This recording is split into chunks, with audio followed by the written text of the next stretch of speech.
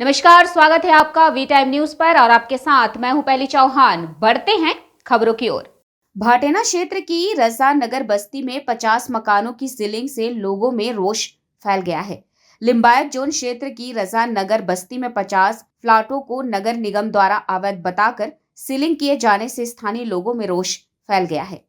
आज रोज सूरत महानगर पालिका लिंबायत जोन द्वारा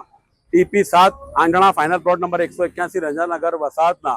જે 800-1200 પરિવારો અહીંયા વસવાટ કરે છે, 1200 પ્લોટ છે ને લગભગ 15,000ની વસ્તી, જેમાં 50 જે પ્લોટ છે એવા શ્રમિક પરિવારોને ને 50ના આશરે 100 એવા પરિવારો હશે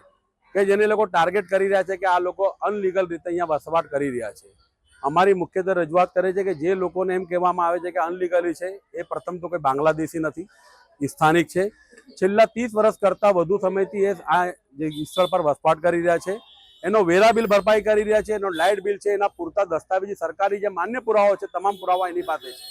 તેમ છતાં લિંબાયત ઝોનના અધિકારીઓ અને લિંબાયત ઝોનનું વહીવટી ભવન જે દિન પ્રતિદિન ભારતીય જનતા પાર્ટીનું કાર્યાલય બની રહ્યું છે, કાર્યપાલક ઇજનેર વિપુલ ગણેશવાલા એ વિપુલ ભાજપવાલા બની રહ્યા છે અને ઝોનલ ચીફ નિલેશ પટેલને બદલે નિલેશ પાટીલ નામ ધારણ કર્યું હોય એ પ્રમાણે ભારતીય જનતા પાર્ટીના ઇશારા પર મુસ્લિમ વિરોધી માનસિકતા સાથે જે કાર્યવાહી કરી રહ્યા છે,